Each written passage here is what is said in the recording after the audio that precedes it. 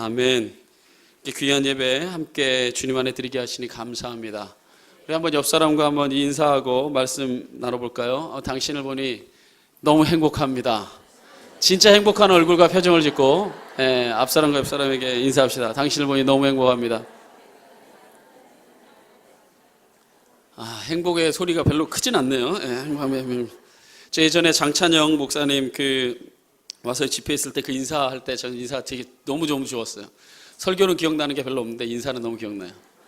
그 인사 한 번 더 하고 우리 말씀 나눌까요? 당신을 보니 산소 같습니다. 얼마나 좋아요. 산소 같습니다. 산소 같습니다. 손발 오그라들지 마시고 인사하세요. 왜 안 인사 안 해요? 산소.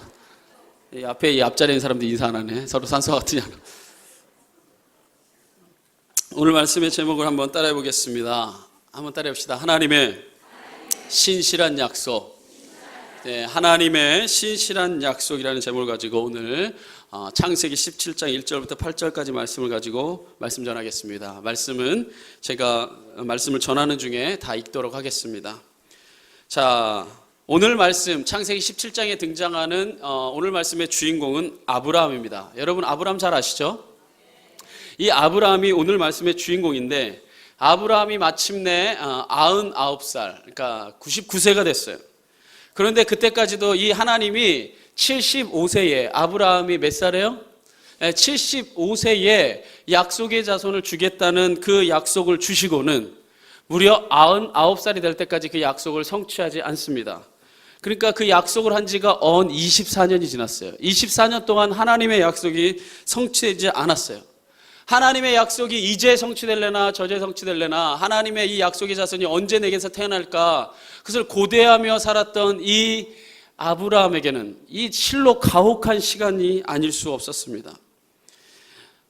여러분은 남의 얘기를 하고 아무런 감동이 없으시네요. 하나님이 여러분한테 약속의 말씀 주십니다. 내가 너에게 이거 이루어주겠다. 약속을 분명하게 해줬어요. 나타나서 말을 다 해줬어요. 그런데 24년을 안 들어줍니다. 그럼 어떻게 될까요? 돌아버려요. 24년 동안 그 약속을 해준다고 해놓고는 안 해주면요 돌아버립니다. 아니 남의 얘기처럼 느껴지니까 그렇게 얘기했는데 여기 좀 어린 학생들도 있는데 학생들한테 한번 물어볼게요. 부모가 이거 사준다고 해놓고 24년을 안 사줘봐요. 그 부모는 돌아버리게 나를 열받게 하는 부모입니다. 이 아브라함이 그래요. 하나님의 약속을 받았는데 75세에 받았는데 무려 99살이 되도록 24년이 지나도록 이 하나님의 약속이 이루어지지 않았어요. 근데 이 사실이요, 이 아브라함도 끝까지 잘 참은 건 아닙니다. 아브라함이 딱 참고 기다릴 수 있는 시간 딱 얼마였냐? 우리하고 비슷해. 딱 10년까지 참았어요. 그래도 대단하죠, 그죠? 10년까지는 참았습니다. 물론 그 전에도 자신의 이 양자, 자신의 그 종 중에 하나인 이 엘리에셀을 하나님의 약속의 자손으로 선택해서 그를 통해 하나님의 유업을 잊게 하죠. 이렇게 하나님 앞에 대든 적도 있어요. 물론 대들긴 했지만 하나님의 약속 자체를 파괴하지는 않았어요. 그렇지만 딱 몇 년 참았다고요? 딱 10년 참고는요 못 견딥니다. 자기의 늙어가는 몸을 보니까 도저히 자기에게는 약속의 자손이 태어나지 않을 것 같은 거예요. 그래서 어떻게 합니까? 아내 사라가 안 될 것 같으니까 내 여종을 취하여서 아들 납시다. 못 이기는 척. 남자들이 있고 여자들 말 들을 때는요 잘 되라는 말 안 들어요. 꼭 이렇게 자기도 하고 싶은 거 못 이기는 척 하가를 취해서 이스마엘을 낳습니다. 이게 하나님의 약속의 말씀을 준 지가 딱 10년이 지날 때였어요. 그리고 나서 그가 이스마엘을 그 하가를 통해서 낳게 됩니다. 자, 그러나 결코 이 이스마엘은 하나님의 약속의 자손이 될 수 없었어요. 왜냐하면 이 이스마엘은요 인간적인 술수, 인간적인 판단, 인간적인 방법의 결정체예요. 인간적인 방법의 결정체인 이 이스마엘을 하나님의 약속의 성취로는 절대 볼 수가 없었어요.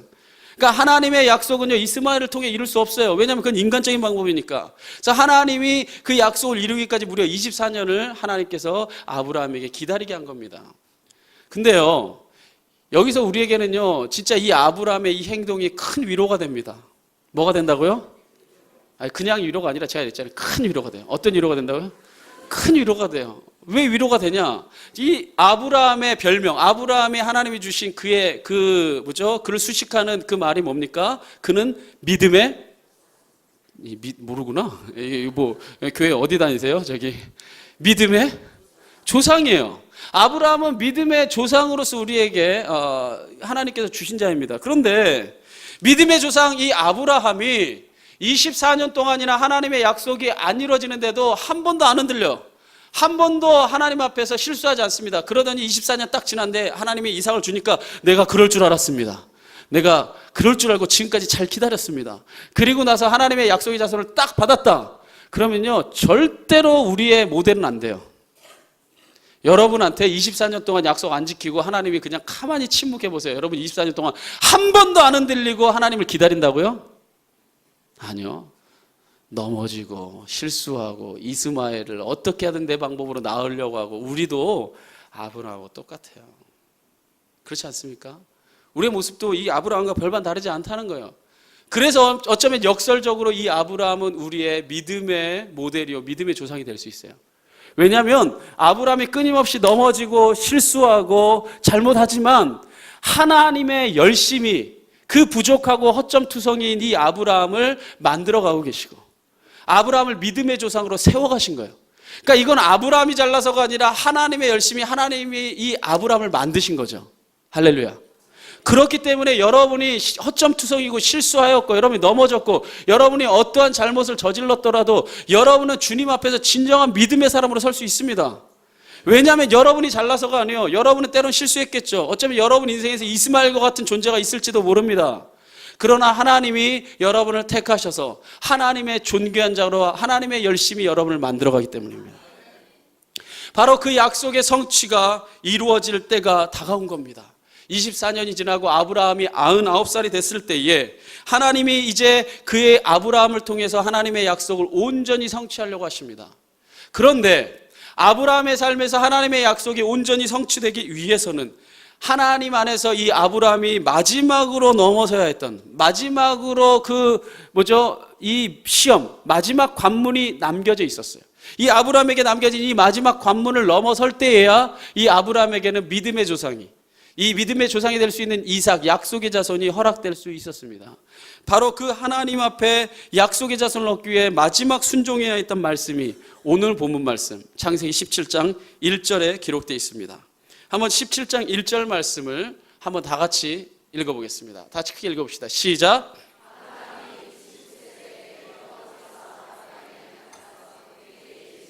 나는 전능한 하나님이라 너는 내 앞에서 행하여 완전하라. 자, 아브라함이 몇 살 때예요? 99세 여호와께서 아브라함에게 나타나서 그에게 이르시기를 나는 전능한 하나님이야. 나는 무엇이든지 할 수 있는 하나님이야. 그렇기 때문에 이제 내가 너에게 약속의 자손을 주겠어. 이러면서 하나님 말합니다. 너는 그런데 먼저 마지막으로 넘어서야 될 관문이 있다. 첫 번째는 이겁니다. 내 앞에서 행하여라. 두 번째는 내 앞에서 완전하라고 말합니다. 자, 그러면 첫 번째 하나님께서 하신 아브라함에게 하신 명령이 이겁니다. 한번 따라해봅니다. 내 앞에서 행하라. 자, 내 앞에서 행하라. 이 말이 정확한 뜻은 뭔가? 사실 여기서 하나님께서 행하라고 할 때에 하나님이 쓰신 이 단어는 뭐냐면 할라크입니다. 한번 따라해봅시다. 할라크. 이 할라크라는 단어를 써서 내 앞에서 행하라고 하나님께서 이 아브라함에게 명하시는데, 이 할라크라는 단어가 어떤 뜻으로 쓰였는지를 우리가 명확히 알기 위해서는요, 성경의 이 다른 본문에서 이 할라크라는 말이 어떻게 쓰였는지를 보면은 우리가 그 뜻을 명확하게 알 수 있어요. 이 할라크라는 말이 창세기 5장 24절하고 창세기 6장 9절에 사용됐는데요, 창세기 5장 24절에 이렇게 사용됐습니다. 에녹이 하나님과 뭐하였더니? 동행하더니. 에녹이 하나님과 동행하더니 하나님이 그를 데려가심으로 세상에 있지 아니하였다. 이 말을 기록할 때 동행이라는 말에 할라크를 썼습니다. 그리고 마찬가지로 이 창세기 6장 9절에 보면은 이렇게 기록되어 있어요. 노아는 의인이요 당대의 완전한 자라. 그는 하나님과 뭐하였으며? 동행하였으며라는 이 구절을 기록하는 데에도 바로 할라크라는 말이 있었어요. 그러니까 에녹이 하나님과 동행하더니 할라크, 노아는 하나님과 동행하였으며 할라크. 그러니까 이 두 구절을 통해 하나님과 동행한다는 의미로 할라크라는 단어가 쓰인다는 걸 알 수 있어요. 그러니까 하나님께서 아브라함에게 나타나서 마지막으로 네가 약속의 자손을 성취하기 위해서 넘어야 될 관문은 뭐냐면 이겁니다. 내 앞에서 나와 뭐 하라는 거예요? 동행하라는 거예요. 나와 동행할 때에 내가 너에게 약속의 자손이요 믿음의 유업을 주겠다는 겁니다. 이 말씀을 통해 우리가 깨닫게 되는 것이 무엇입니까? 하나님의 약속을 성취하는 자가 되고자 한다면요, 여러분의 삶에서 하나님의 약속이 진짜 성취되기를 원한다면요, 반드시 기억하십시오. 먼저 여러분이 하나님과 동행하는 자가 되어야 됩니다. 뭐 하는 자가 되어야 된다고요? 동행하는 자가 되어야 돼요. 이건 참으로 맞는 말입니다. 이 하나님과 나의 관계를요, 한번 이렇게 생각해 보세요. 부모와 자식 간의 관계를 한번 생각해 보세요. 이 부모와 자식 간의 관계만큼 하나님과 나의 관계를 가장 정확하게 표현하는 이 표현이 없어요. 자, 여기 계신 여러 부모님들한테 물어볼게요. 여러분들 자식에게 좋은 거 다 주고 싶죠? 아멘 한 7분 하셨고, 아직까지 대답 안 하고 한 5초 생각하다가 대답하시는 분 몇 분 계시는데, 이거 뭐예요? 이거 다 불량 부모들만 앉아있나? 예, 여기 뒤에 있는 엄마 봤죠? 그죠? 엄마 대답을 안 하시던데. 근데 다시 한번 물을게요. 여기 불량 부모들 앉아있는 것 같아요. 다시 한번. 하나님 안에서 여러분들이 주신 이 자식들에게 정말 내가 가진 좋은 거 다 주고 싶죠? 예, 다 주고 싶어요. 예, 얼마나 이쁜 자식이고 내 눈에 넣어도 아프지 않은 자식입니까? 왜 다 웃는 거예요? 예, 자식에게 좋은 거 주고 싶어요. 제가 요즘에 이렇게 집에 있다 보면은 저희 전사모가 가끔 이렇게 사진들을 보여줘요. 이렇게 사진 뭐 보여주냐면요, 우리 15, 16마을 제가 담당하니까 15, 16마을에 있는 애들 보여줘요. 그리고 뭐 원전사의 뭐 주호라든지 뭐 이렇게 온유라든지 이런 애들 막 보여줘요. 그러면서 맨날 이래요. 너무 이쁘지 않냐고. 제가 봐도 이뻐요. 남의 새끼인데 더럽게 이뻐요. 상당하게 이뻐요. 너무 이뻐요. 근데 내가 내 애도 아닌데 남의 애인데도 보면요, 너무너무 예쁘고요, 너무너무 사랑스러워요. 근데 지 새끼는 얼마나 사랑스러울까? 자기 애면 얼마나 이쁘고 얼마나 사랑스러울까? 그런 생각이 들어요. 진짜 사랑스럽겠죠. 너무너무 사랑스러울 거예요. 그래서요, 자기 자식에게 좋은 거는요, 부모의 마음은요, 다 주고 싶습니다. 그런데요, 자식이요, 부모의 품을 떠나서 지 멋대로만 살아가고 부모를 한 번도 안 찾아오잖아요. 그러면 아무리 좋은 것으로 다 주고 싶어도 줄 수가 없어요. 부모가 자식이 부모의 품을 떠나서 막 지멋대로 방황하고 부모는 한 번도 안 찾아오고 막 방황하고 돌아다닌다. 그러면 부모가 아무리 좋은 것으로 주고 채워줄래도 줄 수가 없어요. 그 대표적인 예를 우리는 어디서 봅니까? 성경에 보면 탕자의 비유에서 봅니다. 탕자에서 비유해 보면요, 아버지는요, 좋은 거 다 갖고 있어요. 아버지는 풍요롭습니다. 근데 탕자가 부모의 품을 떠나서 자기 멋대로 살겠다고, 자기 마음대로 살겠다고, 자기 뜻대로 자기 길을 걸어가서 세상에서 고난과 역경과 모든 어려움과 배고픔을 다 당합니다. 그렇게 거지처럼 돼지의 먹이를 먹어가면서 연명하면서 그렇게 초라한 인생을 살아가도 부모가 채워줄 수가 없어요. 밤낮 이 자식을 기다리지만 내 품에 뭐하기 전까지는, 돌아오기 전까지는 이 자식을 채워줄 수 없어요. 그래서 이 부모가 어떻게 합니까? 먼 동구박에 서서 내 자식이 이제나 오래나 저제나 오래나 그렇게 참고 기다리면서 자식이 돌아오기만 기다려요. 왜? 자식이 돌아와서 나와 함께 할 때만이 내가 살찐 소를 먹일 수도 있고 금가락지를 끼워줄 수도 있고 내가 있는 모든 좋은 것으로 채워줄 수 있기 때문이에요. 할렐루야. 마찬가지입니다. 하나님이요, 여러분 삶에 좋은 것으로, 가장 귀한 것으로 채워주려면요, 여러분이 하나님 옆에 붙어 있어야 돼요. 하나님과 동행해야지 하나님이 여러분에게 좋은 걸 줄 수 있다는 말입니다. 왠지 아세요?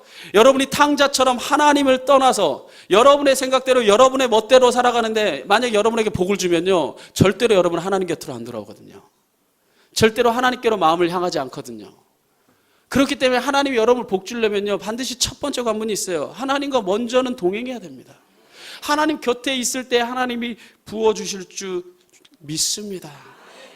그렇습니다. 이렇게 하나님과 우리가 동행하는 자가 돼야 되는데, 그런데 우리가 하나님과 동행하고 하나님과 함께하는 삶이 되기 위해서는요, 반드시 하나 기억해야 되는 게 있어요.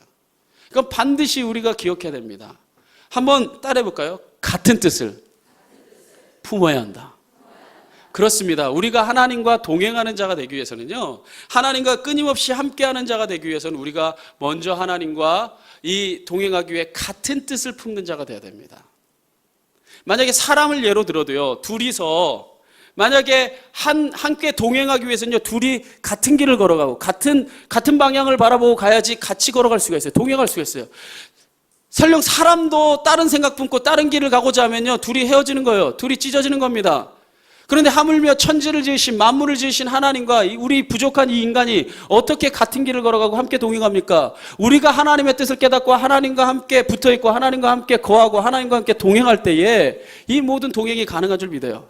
그러기 위해서는 반드시 우리가 하나님과 같은 뜻을 품어야 돼요. 이 같은 뜻 품는 게 절대로 쉬운 게 아닙니다.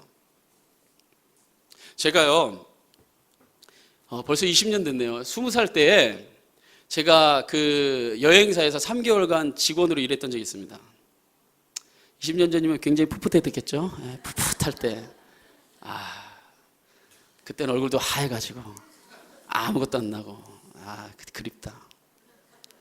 20년 전에 제가 풋풋했을 때 20살 시절에 하얀 그 와이셔츠 입고 여행사에서 제가 한 3개월 근무했던 적이 있어요. 그 여행사가 아직도 있어요. 저기 시청에 가면은 시청 앞에 그 서울항공이라고, 우리 목사님 지금 미주 집회 가운데 계시잖아요. 이 미주 집회 갈 때마다 목사님이 그 티켓 끊는 곳이 있는데 그게 바로 서울항공이야. 목사님이 집회 갈 때마다 티켓 거기서 끊어요. 근데 이 서울항공에서 제가 3개월 동안 근무를 하는데, 이 서울항공이요, 지금도 여전히 그 승승장구하지만 그 조그만 그 여행사였음에도 불구하고요, 이 여행사는요 절대로 망하지 않을 아주 그 튼튼한 아주 사업적인 기반이 있었어요. 이 회장이요 머리가 아주 잘 돌아가서요 굉장한 사업 오더를 하나 따냈는데, 이거 하나 때문에 우리가 농담으로 말할 때 이 서울항공 절대로 안 망한다고 그랬어요. 그게 뭐였냐면요, 여러분 그 유럽을 가면, 유럽을 여행할 때 이 유레일 패스라는 게 있어요.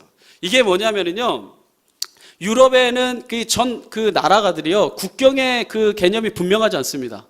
네 나라 내 나라의 이 국경이 분명하지 않아요. 왜냐하면 땅덩어리가 애초에 하나로 돼 있어가지고요, 이 경계선이 아주 뭐 협곡이 있고 산이 있어서 뚜렷하게 구분되지 않는 이상에는 대부분 평지에서 이런 국경이 형성되면요, 이 국경 자체가 이 과거에 분명하지가 않았어요. 그래서 이 유럽의 역사들을 여러분들이 공부해보면 되게 재밌는 게 뭐냐면요, 독일의 역사가 프랑스 역사이기도 했고 뭐 오스트리아 역사이기도 하고 막 이렇게 다 왔다 갔다 해요. 다 왔다 갔다 합니다. 그래서 뭐 프랑코 왕국이 원래 독일의 역사이기도 하고 프랑스 뭐 역사이기도 하고 이렇게 왔다 갔다 해요. 왜냐하면 누가 싸워가지고 힘이 강할 때는요 이 나라 국경이 이만큼 넓어졌다가 또 얘네가 힘이 약해져갖고 이쪽 힘이 강해지면 이렇게 넓어지고, 심지어 독일 같은 나라는요 18세기에 이르러서 비스마르크가 나타날 때까지는요 완벽한 이 경계가 세워지지도 않았어요. 그러니까는 이 나라의 이 경계선들이 이렇게 불분명한 게, 이 땅이요 이게 다 붙어 있어가지고 따닥따닥 붙어 있어가지고요, 이렇게 경계선 하나 넘어갈 때 기차 타고요, 자고 일어나면 다음 나라에 가 있고 자고 일어나면 다음 나라에 가 있고, 그냥 갈 때 그 차장이요 차표 검사하듯이 여권 한번 검사하면 딴 나라로 넘어갈 수가 있어요. 우리나라는 절대로 이해할 수 없습니다. 왜냐면요 우리나라는요 북쪽으로 넘어가면 죽거나 빨갱이. 아주 내가 북한에 아주 그냥 북한 사람이 되겠다는 생각 없으면요 북쪽 못 넘어갑니다. 아니 넘어가기도 전에 군인한테 총 맞아 죽어요. 못 넘어가죠. 자, 동쪽으로 넘어가면 그냥 빠져 죽겠다는 얘기죠. 서쪽으로 넘어가면 빠져 죽겠다는 얘기야. 이제 남쪽은 얘기하겠지. 남쪽으로 넘어가면 빠져 죽겠다는 얘기야. 이게 대답 안 하네. 말 같지 않으면 대답 안 하는 거죠. 남쪽으로 넘어가도 빠져 죽겠다는 얘기. 그러니까 동쪽으로 가도 죽고 서쪽으로 가도 죽고 남쪽으로 가도 죽고 북쪽으로 가도 죽어요. 그러니까 절대로 우리는요 이 경계선을 잘 못 넘어갑니다. 그래서 우리는 경계선, 이 국경의 이미지가 아주 뚜렷해요. 근데 유럽은 그러지 않아요. 그래서 우리나라는요 절대로 일본의 역사가 우리 역사가 되지를 못합니다. 중국의 역사가 우리나라 역사 절대로 안 돼요. 그죠? 왜? 국경의 이미지가 아주 뚜렷하기 때문에 그 나라는 그 나라고 우리나라는 우리나라예요. 근데 이 유럽은 안 그래요. 네 나라 내 나라 내 나라. 그래서 EU 연합이 생길 수 있는 거예요. 각 나라가 이 연합된 이 통화를 만들어내고 연합된 경제 공동체를 만들어낼 수 있는 게 원래 그 나라 땅이 그래요. 그래서 이 유럽을 여행할 때는요 이 중요한 이 도구가 하나 있는데 이게 기차예요. 비행기 타면 비싸니까 기차를 타면요 이 유레일 패스라는 게 있는데요, 이 유레일 패스라는 게 뭐냐면요, 만약에 30일짜리 패스를 사잖아요. 그럼 30일 동안 무제한 열차를 이용할 수 있어요. 그래서 자고 일어나서 막 독일로 갔다가 자고 일어나서 프랑스 갔다가 오스트리아 갔다가 막 스위스 갔다가 얼마든지 할 수 있어요. 30일 동안 무제한. 할렐루야, 감동도 없구나. 무제한 유럽을 아무 때나 몇 번을 타건 상관없어요. 이 패스 하나만 있으면요 되는 겁니다. 제가 3개월 동안 직장에서 뭐 했게요? 이 서울항공이 따낸 오더가 뭐냐? 한국 땅에는 유일하게 딱 한 곳에 유레일 패스를 팔 수 있는 곳을 줬으니 그게 서울항공이에요. 딱 한 곳밖에 못 팔았어요. 20년. 지금 모르겠어요. 그때는 딱 거기. 일본도 딱 2곳. 홍콩에 한 곳. 아시아에 몇 곳에 팔 수 있는 데가 없어요. 아시아에서 몇 곳에 팔 수 있는 데도 없는데 한국 땅에 딱 한 곳 있는데 그게 서울항공이니까 온갖 아무리 굴지에 아무리 뭐 대형 여행사랄지라도 유럽에 가는 티켓 팔았으면요 대부분 젊은 사람들이 유레일 패스 사가지고 거기를 돌아다니려고 하거든요. 그럼 그 패스 살려면 당연히 다 여기로 와야 돼요. 표 좀 주세요. 그럼 제가 했던 일이 뭐냐? 제가 어느 항공사에 몇 장 팔았나 그거 적는 게 내 일이었어요. 3개월 동안. 탑항공에 5장, 아주 건강에 뭐 10장. 이거 팔았다는 게 이게 쓰는 게 내 일이었어요. 별로 하찮은 일이에요. 그래요. 웃지 마세요. 제가 그 일 했어요. 그러니까 이 항공사는요, 아무것도 안 팔아도요, 계속 티켓을요, 다 팔아줘요. 이 한국에 있는 모든 여행사들이 유럽 가려면 이 항공사에 안 갈 수가 없어요. 그런데 제가 이 항공사 여행사를 광고하려고 얘기하는 게 아니라요, 되게 궁금했던 게 한 가지 있는데, 제가 그 일을 하면서 어디서 몇 장 파고 어디서 몇 장 사갔다 이걸 쓸 때 되게 궁금했던 게 있는데, 그게 뭐냐면요, 이 유레일 패스를요, 예를 들어서 한 사람이 한 장을 사면요, 그러면 예를 들어 한 100불? 10만 원이라 칩시다. 10만 원이에요. 그런데 둘이서 가거나 셋이서 가거나 이렇게 패키지로 둘이서 내가 같이 가겠습니다 하고 둘이서 같이 가는 이 권을 뽑으면요, 한 6만 5천 원 정도로 싸요. 그럼 여러분, 지금도 아니고 20년 전에 유럽 여행 가면 특별히 여자들 혼자 갈 것 같아요? 혼자 안 가죠. 혼자 못 갑니다. 무서워서도 못 가요. 그러면 대부분 마음 맞는 사람끼리, 야, 우리 여기 가자, 우리 여행 가자, 이렇게 마음 먹어가지고 돈 모아서 표 사가지고 가게 되잖아요. 그러면 제 생각에 당연히 둘이서 함께 사는 표 사가지고 6만 5천 원짜리 살 것 같은데, 대부분의 사람들이 혼자 사는 표를 사는 거예요. 둘이 셋이 같이 가면서. 그리고 아주 소수만 그렇게 둘이 같이 사가서 싼 표를 사는 겁니다. 그래서 내가 너무너무 궁금하잖아요. 싼 걸로 안 사고 왜 이렇게 비싼 걸로 혼자 사는 표를 살까? 그래서 오랫동안 그 직장에서 일했던 선임한테 내가 물어봤어요. 아니, 이거 사면 이렇게 싼데 왜 이렇게 굳이 비싼 표, 혼자 사는 표를 사서 갑니까? 물어봤더니요, 그 상사가 하는 말이, 야, 너 유럽 여행 가면, 친한 친구랑 여행 가면 30일 동안 사이좋게 손잡고 돌아다닐 것 같지? 아니라는 거예요. 대부분 열흘 전후로 해서 대판 싸운다는 거예요. 나랑 다른 성격, 나랑 다른 기질, 나랑 다른 스타일, 이거요, 멀리서 볼 때는 상관없는데 열흘 동안요, 같이 붙어 다니면서 24시간 같이 붙어 있으면요, 10중 8구는요, 열흘 이내에 대판 싸운대요. 그래서 대부분은 다 깨진답니다. 너 거기 가, 나 거기 가. 그리고요, 열흘 정도 지나면 이제 유럽에 익숙해지잖아요. 그럼 사람들이요, 뭐도 달라지냐면요, 관심도 달라요. 나는요, 음악관 가고 싶고요, 나는 미술관 가고 싶어요. 나는 강을 보고 싶고요, 나는 산을 보고 싶어요. 사람들의 습관과 기질과 사람들이 좋아하는 기호가 분명히 갈린다는 거예요. 그래서 대부분은요, 아무리 친한 친구 사이라도 대판 싸운대요. 그래갖고 어떻게 되냐, 그 유럽에 가서 다시 표를 산대요. 2장 패키지 표를 사러 갔다가, 근데 이 유럽 사람들이 절대 머리가 나쁘지 않습니다. 그렇게 싸게 만들어 놓은 이유가요, 거기 가서 둘이서 같이 안 사면요, 그 표는 아무 소용 없어요. 둘이 타야지만 그 표가 소용이 있어요. 어떻게 됩니까? 그곳에 가서 다시 사는 거예요, 다. 머리 잘 돌아가요. 대부분은 다시 산다는 겁니다. 보세요. 하물며 사람도요, 한 달 같이 동행하는 것도 쉽지 않아요. 한 달 같이 동행하는 거 쉽지 않습니다. 그런데 이 영원하신 하나님과 이 부족한 인간이 하나님과 동행한다고 하는 거는요, 하나님 뜻에 끊임없이 내가 맞추고 하나님과 함께 하지 않으면요, 동행 못해요. 할렐루야. 여러분, 그래서 우리가요, 말씀 왜 보는지 아세요? 우리가 말씀 왜 봅니까? 하나님의 뜻을 알고자 하기 위해서, 하나님의 뜻을 알고자 말씀을 보는 거예요.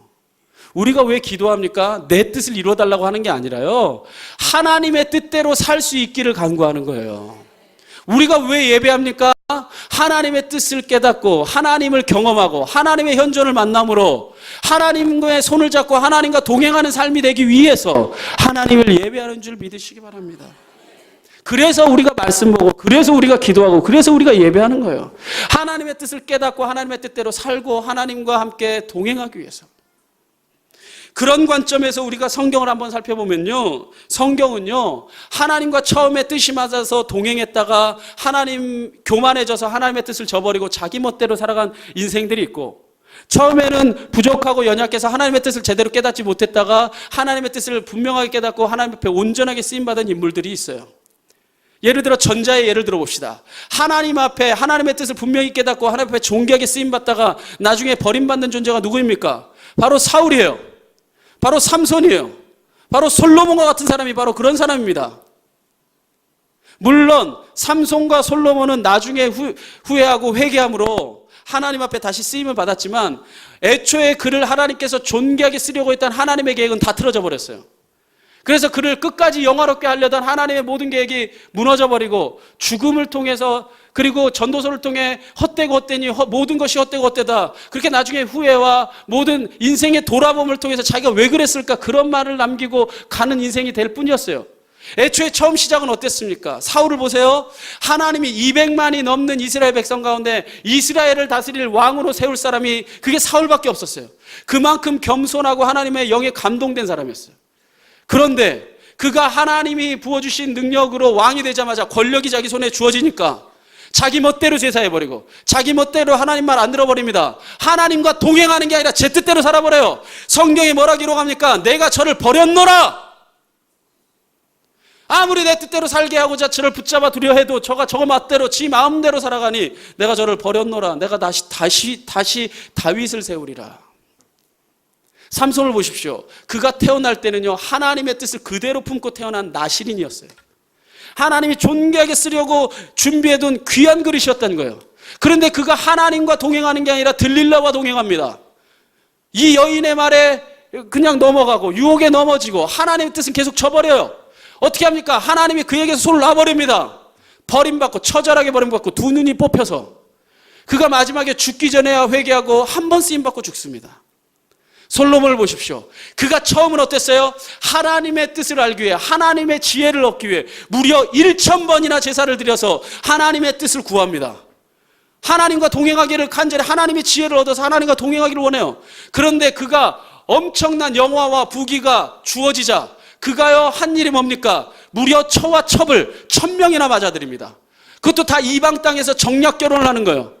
그래서 처와 첩이 1000명의 이방신들을 이 이스라엘 땅에 가져와서 이스라엘 땅이 우상으로 범람하고 결국에 남과 북이 갈각이 찢어져서 이스라엘 역사에 피비린내 나는 역사가 일어나도록 솔로몬이 만들었어요.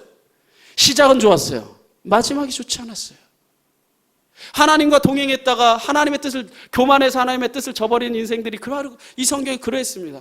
반면에 하나님 앞에서 부족한 존재였고 실수하였고 넘어졌지만 끊임없이 실수하고 넘어졌음에도 불구하고 하나님의 뜻을 마침내 깨닫고 하나님과 마침내 동행함으로써 존귀하게 쓰임받았던 인물들도 얼마든지 있습니다.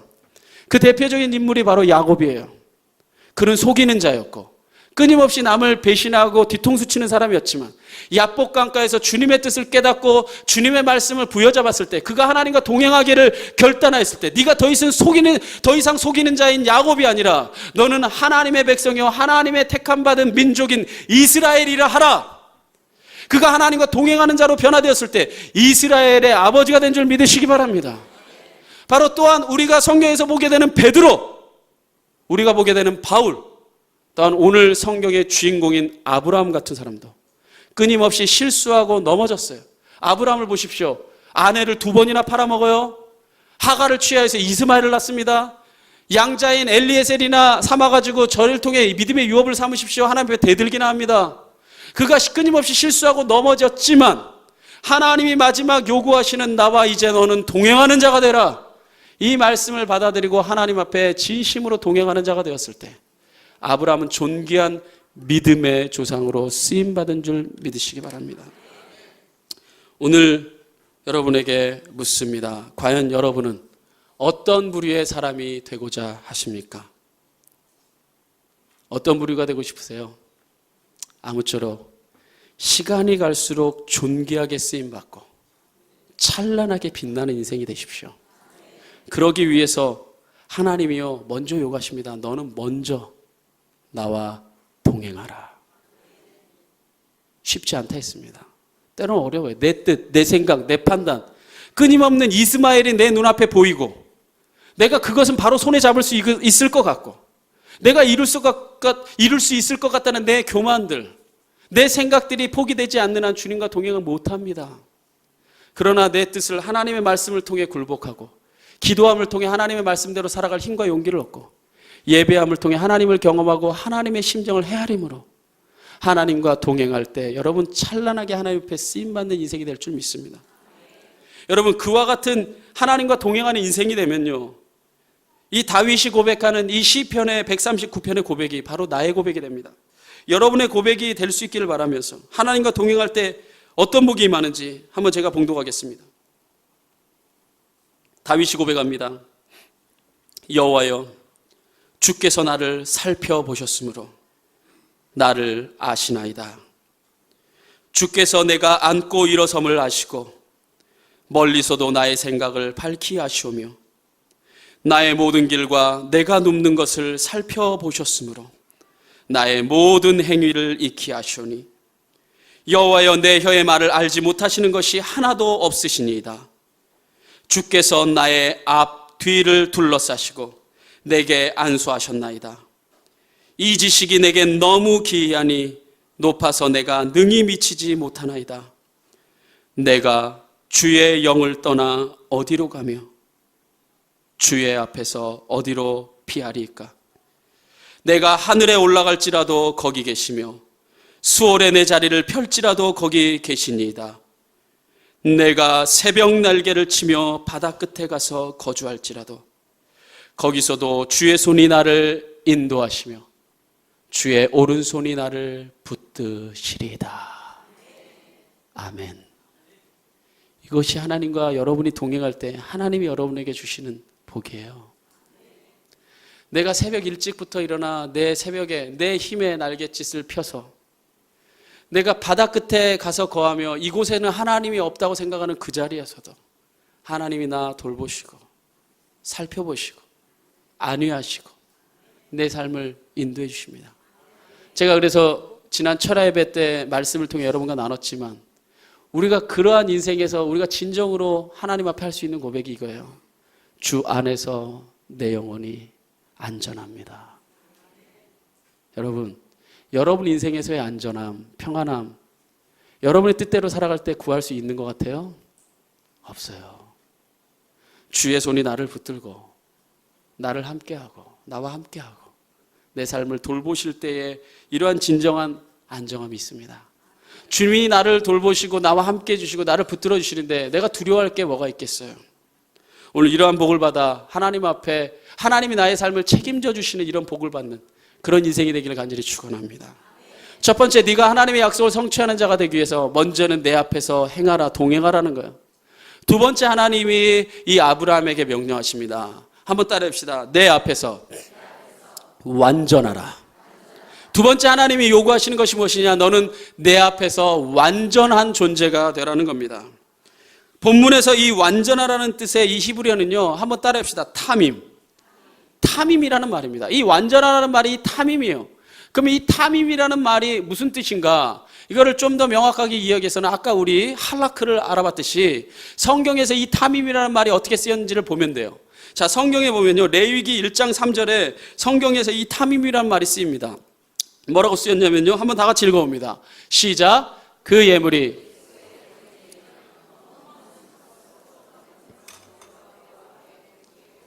자, 그 예물이 소의 번제이면 흠없는 수컷으로 회막문에서 여호와 앞에 기쁘게 받으시도록 드릴지어다 하는데, 이때 흠없는이라는 말이 탐임이에요.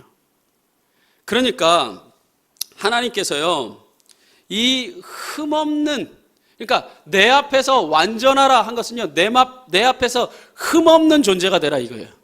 자, 흠없는 존재가 되라. 근데 저를 보십시오.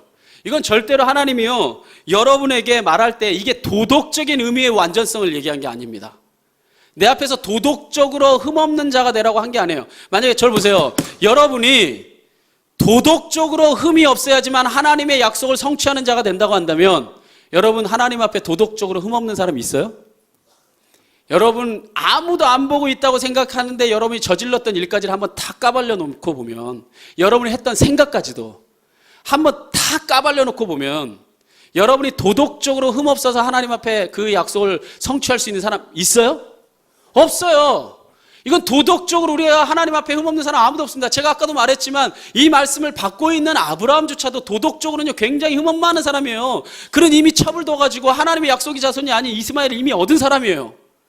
아내도 몇 번이나 팔아먹은 사람입니다. 자기 멋대로 하나님의 애굽 땅에 내려가지 말라고 해도 애굽 땅에 내려갔다가 핍박당하고 환난당하고 막 돌아오고 막 하나님 앞에 정말 여러 가지 실수와 넘어짐을 경험한 사람이 아브라함이에요. 그렇기 때문에 도덕적으로 네가 완전하라고 하면요, 이미 아브라함에겐 이스마엘이 있어요. 하나님이 여기서 완전하라고 한 것은, 흠없는 존재가 되라고 한 것은 우리의 도덕성을 두고 얘기한 게 아니라 하나님과의 관계에서 흠없는 자가 되라는 거예요. 할렐루야. 이와 같이 하나님과의 관계에서 흠없는 존재, 하나님과 동행함으로 하나님 앞에 완전한 존재가 있었으니 바로 이 아브라함의 선조 가운데 바로 노아가 바로 이런 사람이었어요. 그래서 이 노아에 대해 기록하고 있는 창세기 6장 9절 말씀에 보면요, 이렇게 기록되어 있습니다. 한번 다 같이 크게 읽어봅시다. 시작.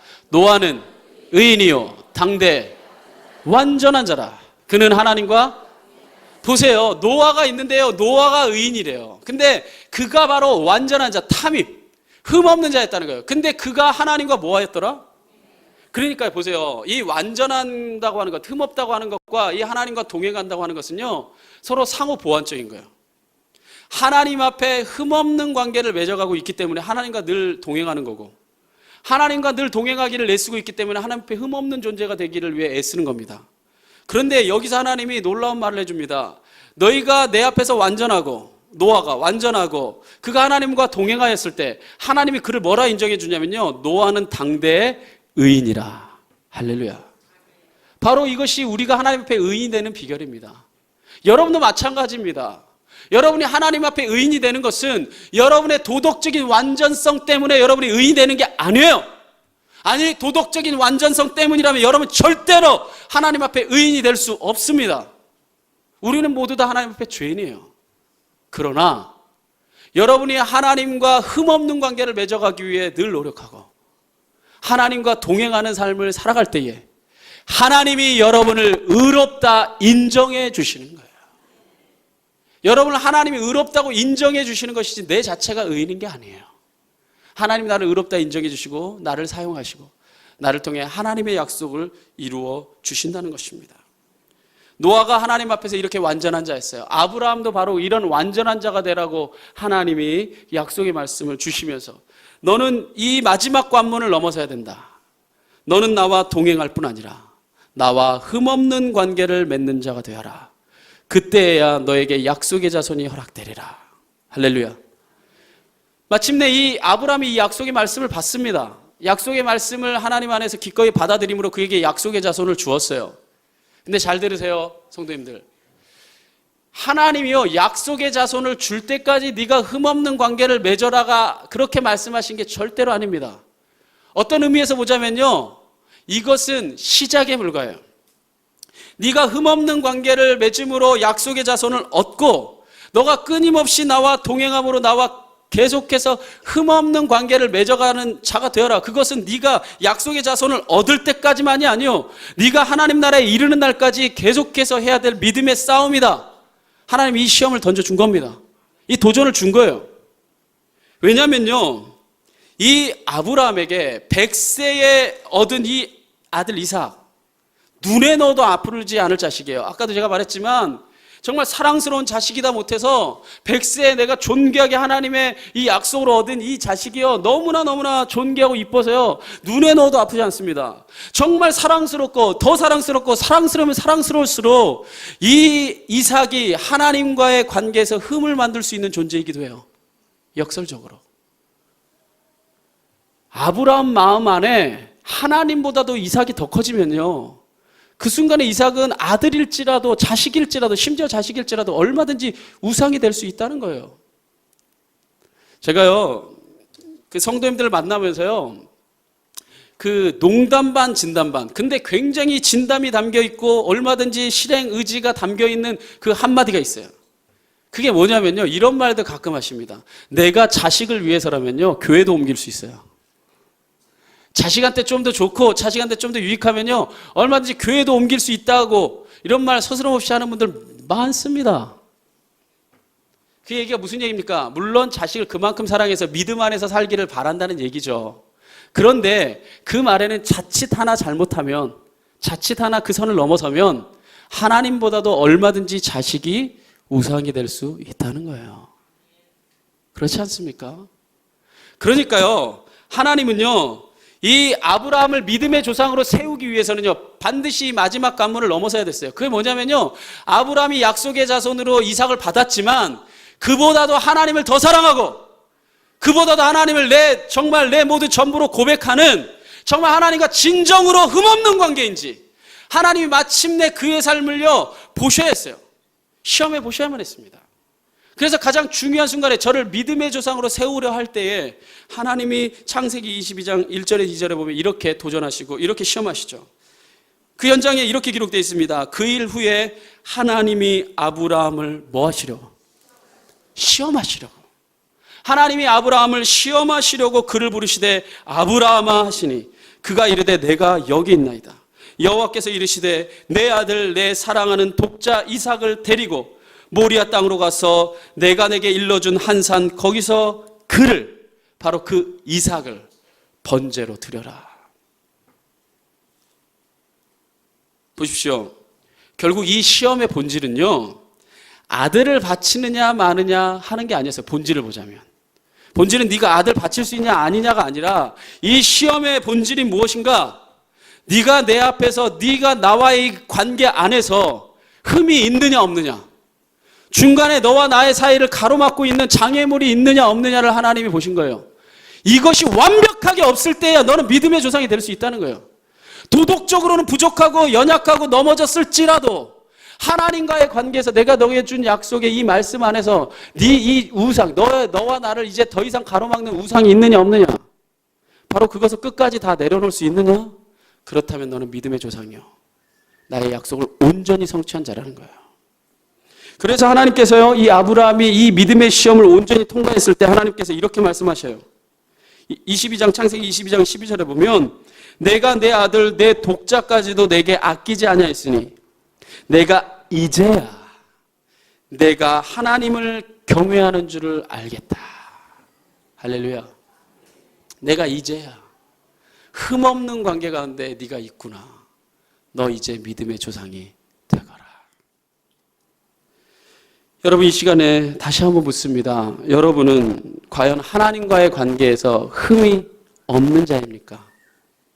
아니면 거칠 게 너무나 많은 사람입니까?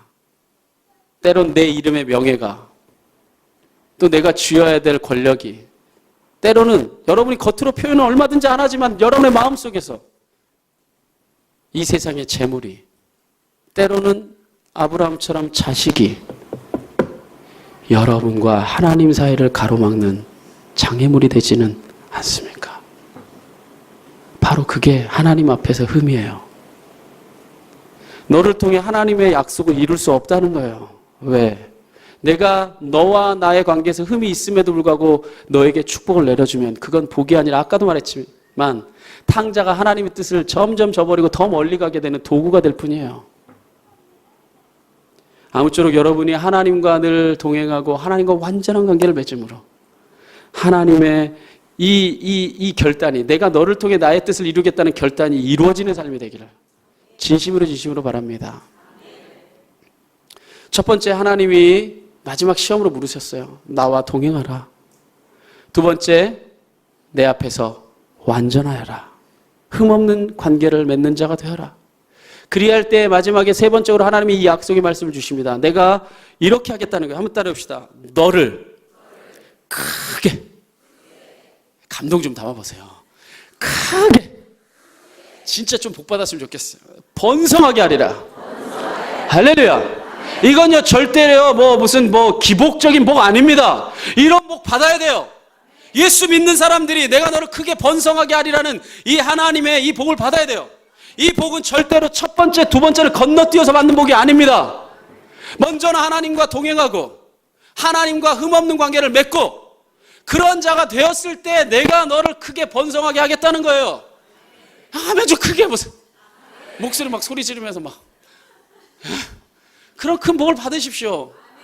여러분이 그런 큰 복 받으면 왜 복된 줄 아세요? 여러분이 하나님과 늘 동행하고 여러분이 늘 하나님의 그 마음을 알고 흠없는 관계로 여러분과 늘 친밀한 관계를 맺고 있으니까 그런 복을 여러분이 받으면 여러분이 하는 일은 다 하나님의 뜻을 이루는 엄청나게 멋있는 일이 될 거 아니에요. 이건희 회장은 더 이상 복 안 받아도 돼요. 아멘까지 할 건 없지만 꼭 이건희 회장이 그렇다는 것만 아니라 대표적인 인물로 얘기한 거예요. 또 이르지 마세요. 별로 저하고 관계는 없을 거지만 저는 아이폰 씁니다. 갤럭시 안 쓰니까. 이건희 회장이 복 받고 많이 누리는 건 다 뭐 하는 거예요? 지 아들한테 퍼먹이고 지 식구들하고 다 나눠 먹고 자기들밖에 배를 안 부리잖아요. 그 사람이 복 받는 게 우리의 삶과 무슨 관계가 있어요? 그런데 하나님의 뜻을 깨닫고 하나님과 동행하고 하나님의 마음을 아는 사람이 복을 받으면 하나님의 역사를 이루지 않겠습니까? 저는요, 내가 너를 크게 번성하리라는 이 복의 말씀이 여러분의 성취되길 바라요. 그런 마음으로 한번 2절을 읽어봅시다. 한번 다 같이 오늘 본문의 2절 말씀 시작.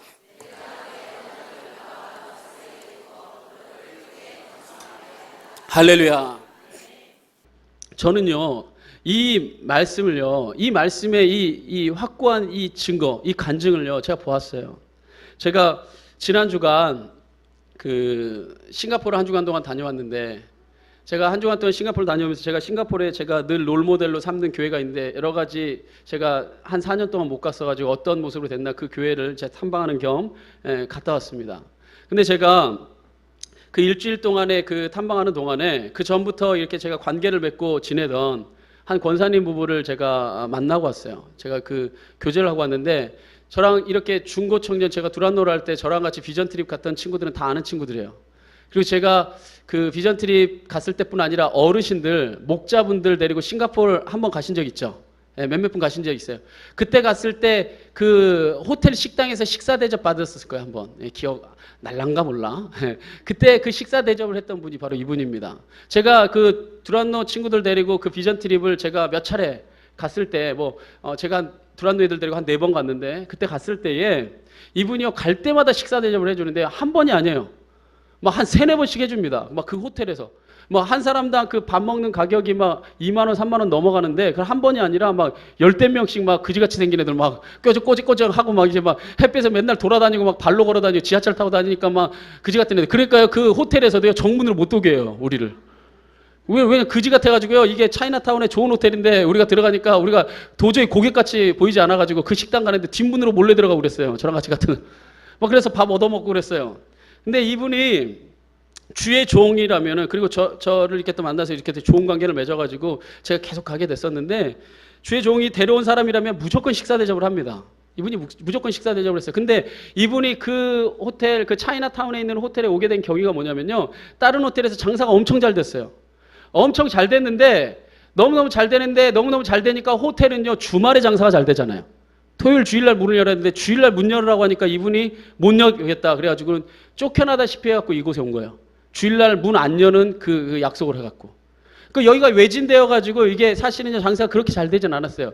그래서 제가요, 이번에 싱가포르에 가서 이분하고 7일 동안 이렇게 교제하면서 얘기를 들었는데요. 우리가 두란노 애들 데리고 4번에 걸쳐서 비전 트립 가고, 어르신들, 그때 목자님들 데리고 가가지고 식사 대접을 받고 막 이렇게 수차례 막 식사 대접을 받을 때가요, 계속 망하고 있었을 때래요.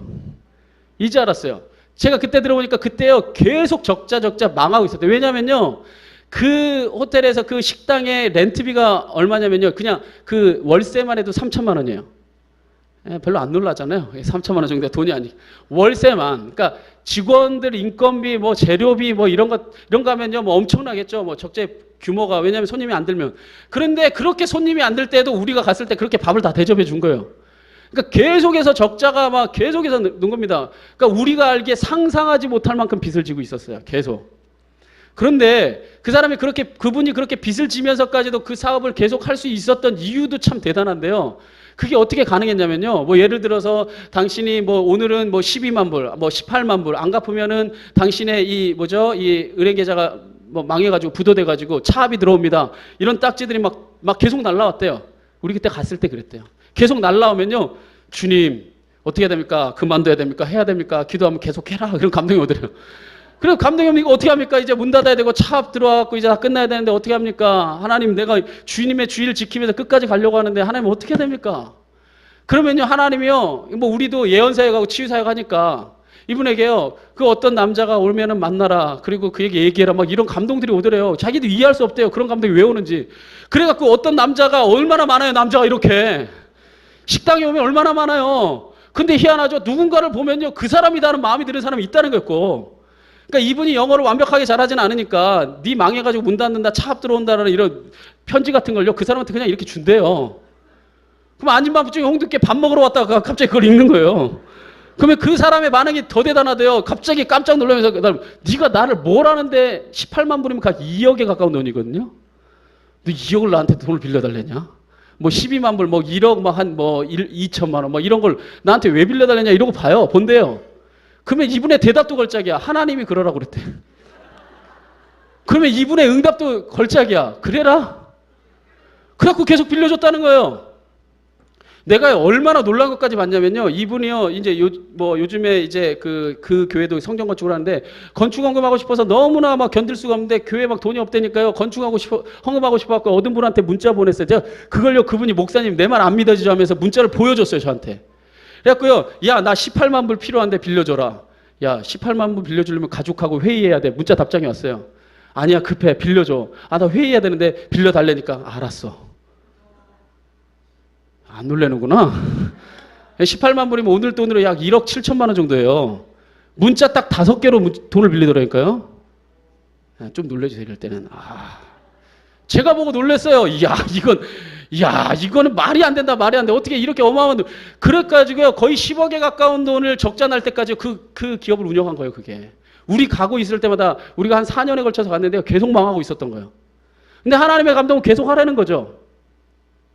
근데요, 이분한테 제가 은혜 받은 건 뭐냐면요, 뭐 사업이 망해서 은혜 받은 게 아니라, 이분이요, 제가 그렇게 4년 동안 가면서 교제를 할 때도 우리 친구들도 만난 친구들이 있지만요, 하나님밖에 몰라요. 하나님이 하랬으니까 하고요, 하나님 그만두려면 언제든지 그만둘 수 있다는 거예요. 그리고 그분이요, 집에도요, 아무것도 치장 안 해놨어요. 하나님이 바치라면요, 얼마든지 바칠 수 있고요, 누리라면 얼마든지 누릴 수 있다는 거예요. 제가 보면요, 진짜 하나님과 동행하고 하나님 안에 자유함을 느끼는 걸 봐요. 이분이요, 교회 담임 목사님이 이 교회를 세우고 한국으로 떠난 다음에요, 이 담임 목사님 그대로 아직도 마음에 담임 목사님을 모시고요, 영상으로 예배드리면서 8년째 담임 목사님이 없는데도 한 교회에서 예배드려요. 음의 가족들이 모여서 계속 그렇게 예배드리면서 아직까지도 변절해야 돼 끊임없이 그 교회를 섬기면서 나가고 있는 겁니다. 근데 하나님이요, 번성하게 하시는데요, 제가 이번에 직접 가서 들은 얘기예요. 어떻게 번성하게 하냐면요, 이게요, 문 닫기 며칠 전에요. 이제는 이제 더 이상 갈 데도 없고 더 이상 빌릴 데도 없이 문 닫기 며칠 전이 됐을 때 한 무리의 남자들이 와서 음식을 먹었대요. 그리고 나서 인터뷰를 이렇게 하도록 이렇게 하나님이 길을 열어준 거예요. 근데 이 사람들이 누구냐면요, 싱가포르의 국립대학의 우리로 따지면 푸드코트 있죠. 여러 가지 푸드들을 파는데 거기에 한 섹션을 이렇게 누구한테 줄지 말지를 새로운 신관을 건설하는데, 누구한테 줄지를 여기가 음식 맛있다고 하니까 와서 먹은 거예요. 그리고 나서 인터뷰를 하라고 하는데, 인터뷰하러 간 날이요, 이분이 말하기를요, 양복 쫙쫙 빼입은 사람들이요, 막 프리젠테이션 막 멋지게 막 다 해갖고 왔는데, 이분은 하나님 앞에 기도만 하고 그냥 들어간 거예요. 영어도 잘 못해요. 그냥 하나님 주시는 감동대로 막 말하고 나온 거예요. 놀랍게도 그 어마어마하게 막 준비하고 프리젠테이션 했던 사람 다 떨어지고요, 이분이 붙은 거예요. 할렐루야. 그거 하나님이 하신 거예요. 그것도요, 이 문 닫기 며칠 전이에요. 그런데 하나님이 지금 이제 형통이 됐는데 간증하는 게 뭐냐면요, 그때요, 이 호텔이 망하더라도 그걸 유지하지 않았더라면요, 절대로 그런 기회가 없었을 거래요. 그 호텔이 유지되고 있었기 때문에 그 사람들이 온 거래요. 이 싱가포르 국립대학이 얼마나 크냐면요, 제가 돌아다녔는데요, 막 버스 타고 돌아다니지 않으면요, 운전기사도 어디로 데려다 달랬는데 못 찾아갔고요. 그 싱가포르 국립대학 안에서 제가 10분인가 헤맸어요. 제가 갈 데를 찾느라고. 세계에서 약 20위권 안에 드는 학교예요. 굉장히 뛰어난 학교입니다. 근데 여기에 들어가게 하신 거예요. 근데 들어가게 하신다고 난 다음에 여기가 렌트비가 얼마나 싸냐면요, 이 렌트비 아까 3천만 원이었죠. 100불. 그러니까 싱가포르 달러로 하면 한 9만 원. 월세가 9만 원이라고 3천만 원에서 9만 원으로 옮겨졌다고요. 놀라지도 않는구나.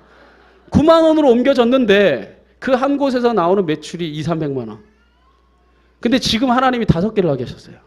근데 하나는 믿음의 지체가 시민권을 따야 돼갖고 하나는 줬어요. 4개를 하고 있는 거예요. 한 곳에서만 막 200~300만 원이 넘게가 매출이 나와요. 하루에. 한 달이겠어요. 한 곳에서. 그런데 그 중에서요, 이분의 마음이 이쁜 게 뭐냐면, 제일 잘 되는 건요, 4개 중에 제일 잘 되는 건요, 나오는 거 모든 것 다 하나님 거. 그리고 3개가 있는데, 3개 가운데 하나님이요, 주신 것에 뭐 인건비, 뭐 재료비 모든 거 다 있잖아요. 뭐 이런 거 뭐 여러 가지 비용들이 있는데, 그거 하나도 안 제하고 하나님 앞에 10분의 1 그냥 다 드려버려요. 그리고 나서 그분이 그 10분의 1만 드릴 뿐 아니라, 하나님 안에서 주신 부모도 하나님의 유업이요, 하나님의 복을 나눠야 된다고 해서 부모님한테도 11조를 드려요. 그렇게. 그런데 목사님도요, 자기의 영적인 부모라고 해가지고요, 목사님 월급 받는 거 말고 그 수익에서 무조건 10분의 1을 띄어서 목사님한테 11조를 또 드려요. 영적인 아버지라고. 그래서 목사님이 하나님의 선교 사업을 하게 하더라고. 그래서 하나님이 망하게 했을까요? 아니요. 그분, 제가 이번에 가서도요, 식사 대접을 7일인데 7번 받았어요.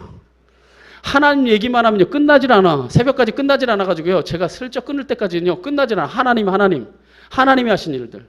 그런데 더 놀라운 일은 뭐냐? 얼마 전에요. 자기한테 돈 빌려준 사람이래요. 변호사인데. 돈 아직도 다 못 갚았대요. 자기가 생각날 때마다 한 번씩 갚는데요. 이자는 안 쳐주고. 근데 한마디 불평 안 한대요. 얼마 전에 이분이 와가지고 뭐라고 얘기했냐면요. 나하고 호텔 해볼래? 내가 호텔을 다 지었는데 네가 한국 식당 하면서 경영해 볼래? 이렇게 오더가 왔다는 거예요. 자기 마음의 소원이 이제까지 호텔 하는 거였대요. 보세요. 우리가 애쓰고 우리가 노력하고 우리가 뭐 해보려고 하는 것, 그 수준에서 이루는 건 인간적인 일입니다. 하나님이요. 하나님은, 근데 이분이 진짜 멋진 게 뭐냐면요. 제가 눈으로 똑똑히 다 찾아가 봤으니까 그 장사하는 데를 다 찾아가 봤는데요. 싱가포르 사람들이 한국 음식 좋아할 게 뭐예요? 그죠? 싱가포르 애들은 본질이 대부분이 중국인이고 인도인이고 막 말레이인인데. 근데 이 한국 식당에만 줄이 쫙 있어요. 이 점심시간에만 600그릇을 판대요. 한 식당에서. 놀라지도 않는구나. 600그릇. 한 식당에서. 그런데 그렇게 바쁘잖아요. 그렇게 바쁜데 이분이 하는 얘기가 있어요. 근데 하나님 안에 나는 너무 행복해요. 이분이 중간에 잠깐만 짬이 나면요. 가서 큐티하고 묵상하고 하나님 앞에 기도하는 거예요. 그래서 그가 자기가 기도하는 자리, 자기가 묵상하는 자리를 막 알려주는 거예요. 하나님, 여기서 제가 목사님 기도합니다. 멋지죠? 막 이러면서 알려주는 겁니다. 그렇게 바쁜데도 하나님 앞에 기도하기를 게을리지 않고 하나님 말씀 묵상하기를 게을리하잖아요. 하나님이요. 하나님과 그렇게 동행하고 하나님 앞에 흠없으니까요. 하나님이 들어다가 하나님 수준에서 하나님 역사를 일으키는 거예요. 하나님이 그냥 갖다 주는 거예요. 갖다 주는 겁니다. 이분이 이제 11개 하는 게 목표인데요. 자기한테 이렇게 너무너무 잘 되니까, 너무너무 학생들이 평이 좋으니까요. 줄을 섰대요. 근데 하나님하고 시간이 빼앗길까봐 지금 천천히 하고 있는 거래요. 하나님이 주시는 복이 상상을 초월합니다. 여러분, 우리도 하나님이 얼마든지 크게 번성하게 할 수 있습니다. 믿으세요. 이거 내 마음으로 내 말씀으로 받으세요. 바로 아브라함에게 하나님이 이런 크게 번성하게 하려는 약속을 준 거예요. 그런데 아브라함이 이 말씀이 떨어지자 어떻게 반응하는가? 3장 3절 상반절에 이렇게 기록되어 있습니다. 아브라함이 어떻게 하였더라? 엎드렸더니라고 기록되어 있습니다. 아브라함이 하나님의 약속의 말씀을 듣고 땅에 엎드립니다. 땅에 엎드렸다고 하는 것은 하나님에 대한 존경과 복종의 표시이며 약속의 말씀이 내 삶 속에 이루어지기를 진정으로 바라는 마음을 담아서 엎드린 거예요. 이게 대단한 믿음입니다. 이게 아브라함이 아브라함 될 수 있었던 이유예요. 왜냐? 사실은요, 아브라함이 이렇게 겸손하게 하나님의 약속의 말씀을 받아들일 수 없을 수도 있었어요. 왜냐하면 제가요, 성경을 하나하나 다 찾아봤어요. 제가 찾아봤다고 생생되는 거예요. 네. 제가 하나 다 찾아봤더니요, 보세요. 이 아브라함에게 하나님이요, 이 약속의 말씀 주시는데 띄워주실래요? 이 언제 주냐면요, 아브라함이 갈대아 우르 땅을 떠날 때 창세기 11장 31절에 약속의 말씀 주셨습니다. 근데 안 지켜졌어요. 아버지 데라와 함께 떠났다가 가나안까지 가지 못하고 하란 땅에 머무릅니다. 하란 땅에서 데라 아버지가 죽었을 때 다시 하란 땅을 떠날 때 창세기 12장 1절에서 2절에 그때 약속의 말씀 또 주셨어요. 그리고 나서 가나안 땅에 입성할 때 창세기 12장 7절에 약속의 말씀 주셨습니다. 또한 롯을 소돔으로 떠나보낸 후에 네가 좌하면 내가 우하고 네가 우하면 내가 좌하리라. 그렇게 하고 난 다음에 롯이 소돔 땅으로 가고 광야에 나왔을 때 하나님이 그때에도 창세기 13장 14절부터 17절 말씀을 통해 약속의 말씀 줬어요. 그리고 양자 엘리에셀이나 내가 택하여서 내 유업을 잇겠습니다라고 하나님 앞에 얘기할 때 그때도 창세기 15장 4절에서 5절에 약속의 말씀을 그때도 줬어요. 주구장창 줬어요. 안 이루어졌어요. 지금 이 순간까지 99살이 돼서 자기가 아이를 생산할 수 있는 가능성이 다 없어질 때까지 하나님이 안 이루어졌어요. 그러면 이 약속의 말씀 줄 때 비웃을 수도 있잖아요. 언제 들어주기나 했습니까? 하나님 앞에 대들 수도 있잖아요. 그런데 아브라함이 그 말씀하실 때 자기의 인간적인 가능성이 다 끝났음에도 불구하고 무릎을 꿇고 엎드려서 하나님의 말씀을 겸손히 받습니다. 할렐루야. 이 인내하는 믿음이 아브라함이 아브라함 될 수 있었던 이유입니다. 비록 아브라함이 실수하고 넘어지고 때로는 잘못할 때 있었지만 아브라함이 하나님의 약속의 말씀이 주어질 때에는 언제나 겸손하게 다시 받아들였어요. 여러분에게도 이 하나님의 약속의 말씀이 이 시간 임하십니다. 여러분에게 주신 약속의 말씀이 이미 있어요. 끝까지 겸손하게 그 약속의 말씀을 받아들이고 이루는 자가 되길 원합니다. 이 아브라함이 이렇게 겸손하게 주님의 말씀을 받아들였을 때 하나님이 자신의 언약을 한 번 더 확증해 주십니다. 4절이에요. 보라, 내 언약이 너와 함께 있으니 너는 여러 민족의 아버지가 될지라. 그래 아브라함아, 내 생각에는 내 언약이 안 이루어지고 있는 것처럼 보여도 내 언약은 언제나 너와 함께 있었노라. 하나님은요, 하나님이 생각하신 가장 완전한 때, 가장 완전한 방법으로, 가장 완전한 섭리를 따라 아브라함에게 이루고자 했던 거예요. 바로 하나님의 약속은 바로 그렇게 아브라함에게 이루어진 겁니다. 비록 내 눈에 보이지 않을지라도, 믿음이란 그런 겁니다. 이 눈에 아무 증거 안 보여도 우리가 그것을 믿을 때 믿음입니다. 그 약속의 말씀이 내가 다 이루어질 걸 보이고 믿는다고 하는 것은 그 믿음이 아니라 아는 겁니다. 하나님은 우리에게 아는 것을 원하는 게 아니라 믿는 걸 원하는 거예요. 약속의 말씀이 여러분 삶에 이루어집니다. 이 시간 여러분에게 도전합니다. 이 말씀을 여러분의 말씀으로 받아들이십시오. 하나님의 언약이 나와 함께 있다는 것을 확신하십시오. 이 눈에는 증거가 안 보이고 안 이루어질 것처럼 보이고 도저히 그건 불가능한 것처럼 보일지라도 하나님이 때에 하나님의 방법으로 하나님의 역사를 따라 여러분 삶에 멋지게 이뤄내 주실 것입니다. 이렇게 아브라함이 엎드려 절하며 하나님의 약속의 말씀을 받아들일 때에 아브라함에게 하나님이 마침내 이름을 바꾸는 복을 주십니다. 5절에 이렇게 기록되어 있어요. 한번 5절 말씀 한번 읽어봅시다. 시작. 이제 아브라함이라 하리니 이는 내가 너를 여러 민족의 아버지가 되게 함이니라. 할렐루야. 원래 그의 이름은 뭐였냐면 아브람이었어요. 근데 이 아브람이라는 이 이름을 아브라함으로 바꿔줬습니다. 그런데요, 이 아브람이라는 이 이름의 뜻이 뭐냐면요, 한번 화면 보시면요, 높임을 받는 아버지라는 뜻이에요. 그런데 아브라함이라는 이 이름의 뜻은 많은 무리의 아버지라는 뜻입니다. 그러니까 하나님이 이 이름을 바꿔주는 역사를 통해서 하나님이 보이고자 하는 게 뭐냐면요, 아브람, 네가 높임을 받는 아버지라고 하는 것은 한 가정의 가장으로서의 그런 이름입니다. 그런데 네가 이제는 아브라함이라 하리라. 많은 무리의 아버지, 열국의 아버지가 될 것이라. 바로 아브라함이라는 이름에 하나님의 약속을 새겨놓으신 겁니다. 그러니까 이제 이 아브라함은요, 한 가정의 가장의 존재에서 열국의 아버지요, 만민의 아버지요, 믿음의 조상이 될 아브라함으로 변화된 것입니다. 그의 이름에 이 믿음의 약속이 다 담겨진 것입니다. 할렐루야. 이렇게 이름을 바꾸신 하나님께서 계속해서 아브라함에게 부어주실 복에 대해서 이렇게 말씀하십니다. 6절에서 8절까지 말씀입니다. 내가 너로, 멋지잖아요? 그냥 번성하게 하는 게 아니고 어떻게 한다고요? 저는 여러분이 좀 이렇게 됐으면 좋겠어요. 그냥 아까 그 권사님 같은 분이요, 우리 교회도 엄청 많아가지고 장 목사님에게 막 힘이 되고, 제가 나중에 교회할 때 그런 사람 한 명만 따라오고, 그런 힘이 번성하게 돼서, 아니, 목사가 돈 벌 건 아니잖아요. 제가 어디 가서 물건 팔고 그러면 은혜 되겠어요? 제가 돈 벌 사람은 아니니까 여러분이 힘이 형통하게 되는 복, 번성하게 되는 복을 받아서 하나님의 교회를 멋지게 세워가야 될 거 아니겠습니까? 내가 너로 힘이 번성하게 하려니 내가 내게서 민족들이 나게 하며 왕들이 내게로부터 나오리라. 내가 내 언약을 나와 너 및 내 대대 후손 사이에 세워서 영원한 언약을 삼고 너와 내 후손의 하나님이 되리라. 내가 너와 내 후손에게 내가 거류하는 이 땅 곧 가나안 온 땅을 주어 영원한 기업이 되게 하고 나는 그들의 하나님이 되리라. 할렐루야. 이 약속의 말씀에서 중요한 게 뭡니까? 보십시오.